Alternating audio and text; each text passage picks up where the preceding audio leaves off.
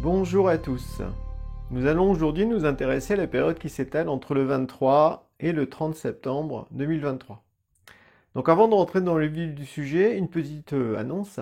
Eh bien, sachez que sur ma chaîne, j'ai réalisé des playlists de façon à ce que vous puissiez mieux vous y retrouver par rapport à toutes les vidéos que j'ai réalisées depuis un peu plus de 3 ans. Donc, il y en a qui sont consacrés directement au chemin de vie, il y en a d'autres qui touchent plus la dimension du climat universel, comme ce que je suis en train de faire actuellement là. Il y en a d'autres qui touchent aussi le tarot, en lien avec la numérologie. Bref, j'ai essayé de vous donner un certain nombre d'informations sur ma vision de la numérologie, ma vision des nombres, puis aussi sur d'autres sujets un peu aussi spirituels. Donc n'hésitez pas à parcourir ces playlists, il y a certainement des vidéos qui devraient vous intéresser. Donc, nous sommes donc dans la période du 23 au 30 septembre, et au cours de cette période, eh bien, il y a la fête de Saint-Michel, le 29 septembre.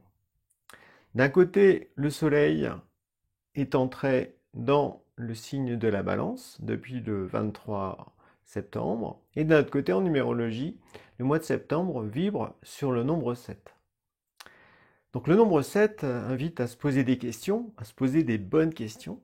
Il invite à s'intéresser à la sagesse universelle, aux différentes fêtes sacrées également. Le fait de faire aussi un bilan pour tirer des leçons, voir en quoi on a progressé, qu'est-ce qui nous a fait évoluer à tout niveau. Et puis aussi, eh bien, c'est une bonne période pour s'intéresser à certaines connaissances spirituelles, comme l'astrologie, la numérologie. Voilà, à vous de trouver des livres aussi qui vous inspirent, des connaissances qui vous inspirent, parce que c'est une bonne période pour justement dynamiser sa pensée, s'intéresser à des sujets universels, vastes, qui justement nous décollent de notre vie ordinaire, matérialiste. Donc ça, c'est pour l'ambiance du nombre 7. Et puis associé à ça, eh bien, le soleil est dans le signe de la balance, qui montre, c'est un signe où justement il y a une balance, c'est-à-dire qu'il y a la pesée. Il s'agit de peser ses actes. Donc Michael, des fois, on le représente avec justement une balance. Il pèse les âmes quand on passe de l'autre côté pour voilà, voir les bonnes actions, voir les mauvaises actions qui ont été réalisées. Donc la période de la balance, d'un certain côté, est très reliée à la dimension karmique. Elle nous invite à nous intéresser à notre karma, à nos erreurs, à nos victoires, bref, à peser, à apprécier eh bien, les différents moments forts de notre vie pour voir en quoi eh bien, on a progressé ou pas, et donc oser faire une sorte de bilan honnête de ce qui s'est passé, je dirais, depuis Noël, parce que Noël, c'est une fête sacrée qui montre la naissance d'un nouveau germe, normalement, de notre esprit. Le petit Jésus qui naît dans la grotte, c'est aussi un nouvel aspect de notre esprit qui naît dans la grotte de notre cœur. Donc depuis Noël jusqu'à aujourd'hui, jusqu'à la fête de Saint-Michel, eh bien, qu'avons-nous fait, au fond, comme acte de bien? Qu'avons-nous développé au niveau de notre pensée, au niveau aussi de notre façon d'entrer en relation avec les gens? Parce que le signe de la balance, c'est aussi un signe très relationnel, qui montre comment vit-on nos associations, l'union, nos diverses relations, à tout niveau, que ce soit amoureux, que ce soit amical, que ce soit professionnel. Il y a ce besoin de faire le point en quelque sorte sur son attitude relationnelle. Donc quand je dis faire le point, c'est parce que je fais référence au mois 7 dans lequel nous nous trouvons. Il y a une sorte de mise en lumière sur, au fond, où en est-on dans notre attitude relationnelle vis-à-vis des autres, notamment quand on collabore avec certaines personnes ou quand on travaille en groupe. Eh bien, comment se comporte-t-on? Est-ce qu'on se fait porter? Est-ce qu'on est leader? Est-ce qu'on essaye de trouver Voilà, on s'adapte, mais en jouant un petit peu au caméléon avec les autres? Ou est-ce qu'on s'affirme en apportant le meilleur de soi-même, tout en acceptant aussi que les autres puissent apporter autre chose qui est différent de soi? Et de ce fait, ensemble, eh bien, on essaye de créer quelque chose d'harmonieux, qui est aussi relié au signe de la balance, sans compromis, donc c'est une sorte d'équilibre à trouver.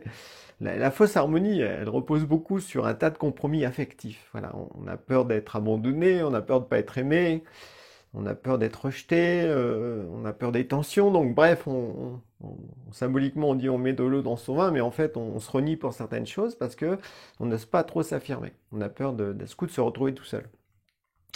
Alors que la véritable harmonie, ben, c'est des esprits, des jeux individuels qui ont conscience de qui ils sont dans une certaine mesure et qui vont associer leurs forces. Et si par exemple on est avec quelqu'un puis on a vraiment un point de vue très différent bien de l'autre, eh bien il faut essayer d'en trouver un troisième qui est au-delà de nos deux points de vue pour justement être dans une transcendance, dans quelque chose de plus élevant qui va nous permettre d'englober davantage bien la situation dans laquelle on se trouve. Donc le signe de la balance nous invite à faire le point durant cette période, justement de 8 jours, où en est-on dans notre attitude relationnelle? Est-ce qu'on est adulte? Est-ce qu'on se comporte comme un enfant? Est-ce qu'on profite des autres? Est-ce qu'on s'appuie sur l'énergie des autres pour se mettre en mouvement, pour s'activer, voire pourquoi pas méditer aussi, mieux, on va dire. Mais dans ce cas-là, est-ce qu'il n'y a pas une attitude un peu vampire dans ce fonctionnement?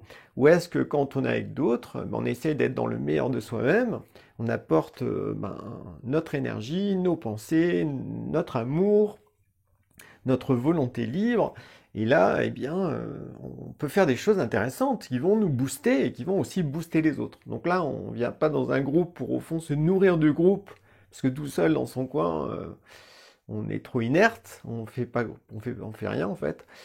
Non, on apporte dans le groupe eh bien, ce qu'on a pu développer individuellement de son côté, seul.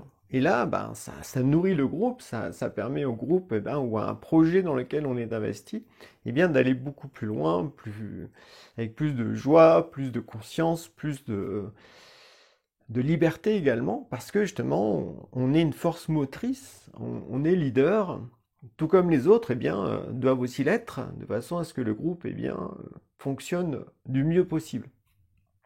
Donc là, on peut parler, on va dire, d'un groupe adulte, alors que s'il y en a un qui dirige tout, et puis tous les autres y suivent, et qui obéissent, ou qui viennent là parce que ils savent pas quoi faire de leur vie, ou parce que effectivement, voilà, il y a des personnes qu'ils aiment, mais c'est de l'attachement, et ils viennent pas pour l'idéal du groupe, ou le projet du groupe, ils viennent plutôt se nourrir du groupe. Donc là, on est plutôt dans un comportement victime ou enfant, bref, ou adolescent un peu rebelle, tout ça. Bref, on n'est pas en adulte. Donc, durant cette période, entre le 23 et le 30 août, nous sommes invités, de mon point de vue en tout cas, à faire le point réellement sur comment vit-on notre relationnel, quelle attitude avons-nous vis-à-vis des autres. Donc ça, c'est un point qui me semble important durant cette période. Et l'autre point, ça touche justement cette dimension karmique, où là encore, il y a le fait de peser ses actes, de se dire au fond, quels sont les actes de bien que j'ai véritablement accomplis depuis Noël jusqu'à aujourd'hui, jusqu'à la fête de Saint-Michel. Que la fête de Saint-Michel, c'est un moment particulier. Par rapport à ça, eh bien, je voulais vous lire un petit paragraphe d'un livre de Pierre Lassalle, donc qui s'appelle Natura. Voilà, donc c'est un livre où il aborde justement une vision de la nature beaucoup plus spirituelle. Il y a aussi des exercices pratiques pour s'ancrer, voilà, se décharger, tout ça. Mais c'est surtout que dedans, il y a un tas de préparations pour les fêtes sacrées. Donc, pour la fête de Saint-Michel, justement, il a donné un certain nombre de préparations sur plusieurs semaines. Donc là, ce que je vais vous lire, c'est juste le petit paragraphe qu'il a écrit sur justement la fête de Saint-Michel, histoire d'avoir matière à réflexion, parce que je trouve que c'est vraiment très relié à cette énergie 7 du mois de septembre et au signe de la balance. Donc petit point lecture, et après on en discute un peu. Donc, là, on va dire que c'est 29 septembre, fête de Michael. Michael est l'esprit de notre temps. Il représente la pensée libre et le libre arbitre qui permettent de chasser l'égoïsme. Il nous incite à développer une pensée vivante. Il souhaite que nous nous intéressons à la compréhension de notre karma afin de le mettre en ordre. Il espère que nous allons cultiver le discernement et la juste appréciation de nos expériences. Il nous demande d'individualiser notre volonté et d'universaliser notre pensée. Il souhaite plus de fraternité parmi les êtres humains. La question à se poser chaque année pour sa fête est: qu'ai-je accompli dans le sens de l'impulsion michaélique? Qu'ai-je fait qui me permettrait de regarder Michael en face? Voilà, c'est des questions essentielles, on va dire. Voilà, donc ce livre contient des préparations un peu dans le style de ce que je viens de vous lire. Donc, donc vous le trouverez aux éditions Terre de Lumière.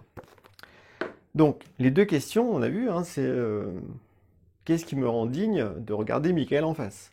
Qu'est-ce que j'ai fait véritablement dans le sens de l'impulsion michaélique? Donc on peut se poser des questions justement au niveau de ma pensée. Est-ce que depuis Noël, eh bien, j'ai dynamisé ma pensée, je me suis intéressé vraiment à des connaissances, j'ai médité dessus pour les vivifier en moi, ou non, voilà. Au niveau de mon sentiment, au niveau de mon relationnel, moi, est-ce que je me suis ennobli?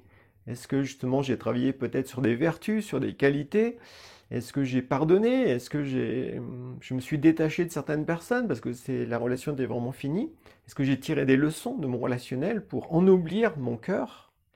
Et puis au niveau de ma volonté, est-ce qu'elle est libre? Est-ce que j'ai accompli des actes de bien de façon totalement autonome, en m'appuyant sur ma propre force? Est-ce que j'ai été créatif? Est-ce que j'ai participé à des projets? Qu'est-ce que j'ai donné au fond véritablement au monde? Quel bien j'ai révélé de moi, de mon esprit, et que j'ai offert à mes semblables? Voilà, donc c'est des questions qui me semblent importantes de se poser durant cette période justement du 23 on va dire jusqu'au 29 septembre, de façon à ce que le 29 septembre, eh bien, on puisse, avec sacré, avec recueillement, eh bien, se tourner vers Michael, l'esprit de notre temps, et en fait, voilà, lui montrer nos actes de bien, tout ce qu'on en a pu faire qui va dans le sens de ce qu'il demande à l'être humain aujourd'hui, tout en respectant profondément notre libre arbitre. Donc il y a une sorte de responsabilité, le fait aussi de se comporter en adulte, aussi vis-à-vis du monde spirituel. Donc tout ça, eh bien, c'est très riche. Donc c'est une période assez concentrée, on va dire, du 23 au 30 septembre. Et donc, c'est histoire de finir ces 9 mois que l'on vient de vivre depuis Noël, eh bien, en ressentant sa dignité intérieure, parce que c'est important de reconnaître le bien que l'on a pu accomplir au cours de ces 9 mois, et, et de ressentir vraiment qu'on a évolué dans notre existence en s'appuyant sur nos propres forces. Voilà. Donc c'est vraiment le choix libre d'évoluer ou pas. Voilà. Voilà un petit peu ce que j'avais à vous partager sur cette période de l'année. Donc je vous souhaite une bonne journée et au plaisir de vous croiser dans une prochaine vidéo. Bye bye!